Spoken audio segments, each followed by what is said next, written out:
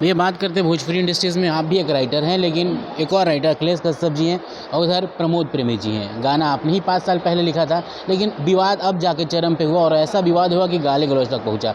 Bhojpuri industries के एक ऐसे राइटर हैं आप कि आपके गाने इतने प्यारे बजे भी, पर आपने आज तक कभी सोशल मीडिया पर न लाइव आकर हंगामा किए न किसी को गाली गलौज किए। कैसे देखते हैं इन चीज़ों को? देखिए, गाली गलौज से आदमी बड़ा नहीं होता है। क्या होता है ना कि जब आपका कद बड़ा हो तो आपको और विनम्र होना चाहिए। इसलिए विनम्र होना चाहिए कि जब आप छोटे लोगों के साथ लगेगा तो आपका वैल्यू उसके साथ जुड़ने पर उसका वैल्यू बढ़ेगा, आपका वैल्यू नहीं बढ़ेगा। ये कहने का मतलब है कि ऐसा नहीं है कि अगर हम किसी बड़े आदमी के साथ जुड़ें तो हमारा उसका वैल्यू बढ़ेगा, हमारा भी वैल्यू बढ़ेगा। तो हमको नहीं लगता है कि ये गाली गलौज ये जो हो रहा है माहौल में, ऐसा नहीं होना चाहिए। ऐसे 5 साल पहले तो हम ही गाना लिखे थे कि सारा देहिया गिर गईल पिया के कवारी में, कि नथिया गिरल नाली में, बहली बसवारी में, सारा देहिया गिर गईल पिया के कवारी में। क्या बताएं, ये 2:30 बजे की बात थी। अगर 2:30 बजे अगर आप लाइव आकर अगर इन चीज़ों को रख देते तो मुझे नहीं लगता कि ये सारी विवाद आगे बढ़ती, पर अब 2:30 बजे वो लाइव आए क्यों नहीं? मैं लाइव इस गाने के लिए नहीं आ रहा था, मैं लाइव किसी दूसरे मुद्दे के लिए आ रहा था। और लाइव मैंने लिखा भी अपने फेसबुक पोस्ट पे कि मैं किस कारण से लाइव नहीं आया हूँ। हमारे बहुत करीबी मित्र अशोक भाई हैं, उनकी बेटी की देहांत हो गई। बेचारे 3 साल तक कैंसर से पीड़ित थी और अपना पूरा संपत्ति के साथ साथ समय भी गवा, और उनका न्यूज़ आया तो मैं खुद सैड हो गया। और उस माहौल में मुझे लाइव आना अच्छा नहीं लगता है, क्योंकि देखिए, अपने को फोकस करने के लिए हम अपने मित्र साथी के दुख में शामिल ना हो, ये मेरे जेहन में नहीं है। अगर हम दूसरे के दुख में शामिल होते हैं तो हम उसके सुख में भी शामिल होते हैं। हम अपना सुख दूसरे के दुख के लिए भूल जाते हैं। भैया, प्रमोद प्रेमी जी और अखिलेश कश्यप जी, क्या इस समय ज़रूरत थी विवाद की, या फिर ये बेकार की ऐसी विवाद रही जहाँ फालतू की पब्लिसिटी हुई? हमको तो फालतू ही लगता है। अब ज़रूरत हो कि नहीं तो दोनों लोग बताएंगे पर्सनली कि ज़रूरत थी कि नहीं, लेकिन ऐसा नहीं होना चाहिए, भविष्य में कभी नहीं होना चाहिए। मैं रिक्वेस्ट करूंगा सभी से। ये दूसरी तरफ अगर नज़र डालें तो टीज़र धमाका मचा रहा है। राजा राम बॉक्स ऑफिस पर पोस्टर भी लग गया है, डेट भी फाइनल आ गई है छठ पूजा का 6 तारीख का। कैसे देख रहे हैं टीज़र? आपने देखा नहीं देखा?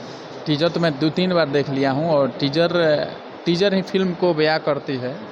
और क्या है कि इसमें 2 कैरेक्टर हैं, एक ही आर्टिस्ट 2 कैरेक्टर के रूप में है। एक राजा जो है पूरे एकदम आपको रोमांस और फनी अंदाज में है, और जो राम के कैरेक्टर में है वो आपको एकदम एक मर्यादित के रूप में है। और जब दोनों कैरेक्टर में एक ही आदमी जब ढलता है तो दोनों में अलग अलग रूप आपको देखने मिलता है। ये बहुत बड़ी चीज़ है कि एक आदमी 2 कैरेक्टर एक ही फिल्म में निभा रहा हो, और एक में मर्यादा के साथ, एक में फनी के साथ। तो दोनों लोग अगर उस व्यू में देख रहे हैं तो आप देखते हैं राम के कैरेक्टर में बिल्कुल राम जैसे लग रहे हैं, और राजा के कैरेक्टर में बिल्कुल उस तरह लग रहा है।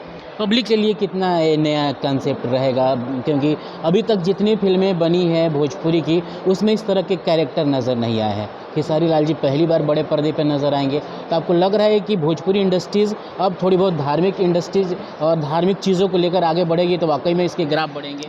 देखिए, क्या है ना कि लोग कहते थे कि भोजपुरी में कुछ नया नहीं मिल रहा है, नया नहीं मिल रहा है, तो अब नया मिला है। तो भोजपुरी के दर्शकों का कर्तव्य भी बनता है और श्रोताओं का कर्तव्य बनता है कि अच्छे चीज़ को सुने और अच्छे चीज़ को देखें।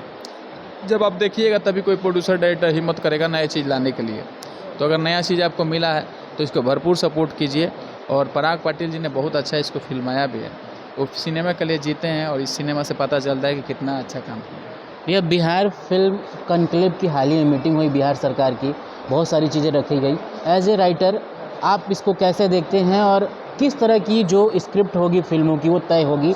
आपके दिमाग में क्या क्या चल रहा है कि बिहार सरकार की ये पहल कैसी है, और जब कंसेप्ट और कंटेंट बन के आएंगे तो क्या मल्टीप्लेक्सेस के साथ साथ टीवी पे भी फिल्म अच्छी कंटेंट देखने को मिलेगी? ज़रूर मिलेगी। देखिए, पहले से भोजपुरी ऑलरेडी बदल चुका है, और सरकार जब इसमें इन्वॉल्व होगी तो और बेहतर होगी। सरकार इन्वॉल्व होगी तो हमारे राज्य के वैसे कलाकार जो बम्बई तक का सफ़र नहीं तय करते हैं तो उनको यहाँ मिलेगा, क्योंकि जब सब्सिडी सरकार देगी तो यहाँ 70% कम से कम लोगों को, यहाँ के लोगों को काम करना होगा।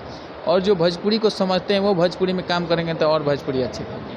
आपके मन में भी कई फिल्मों को लेकर चीज़ें आती रही है, क्या कुछ उसके जो पर्दे हैं वो खुलेंगे, सामने आएंगी चीज़ें?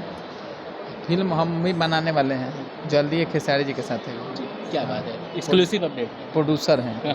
क्या बात है। अच्छा लगा भैया बातें करके। जाते जाते दर्शकों से स्पेशली अपने छठ गाने को लेकर क्या कहना चाहेंगे? चलिए, आपसे आग्रह है, निवेदन है कि जिस तरह से हमारे गीतकारी को लोग आप लोग देखते हैं, उस तरह से हमें छठी मैया का गाना गाए हैं। एक एक लाइक दबा दीजिएगा, तन तन सुन लीजिएगा, तो हमारा भी कल्याण हो जाएगा। थैंक यू सो मच भैया। गाना आएगा तो इस चैनल से भी कम्युनिटी आपको देखने को मिलेगी और एक न्यूज़ भी रहेगा, डिस्क्रिप्शन में गाने की लिंक भी रहेगी, आप ज़रूर सुनिएगा। और पवन बाबा से क्या आप हमेशा आपकी सवाल रहते ही हैं, इस बार क्या नया सवाल रहेगा, कमेंट ज़रूर करिएगा। नमस्कार।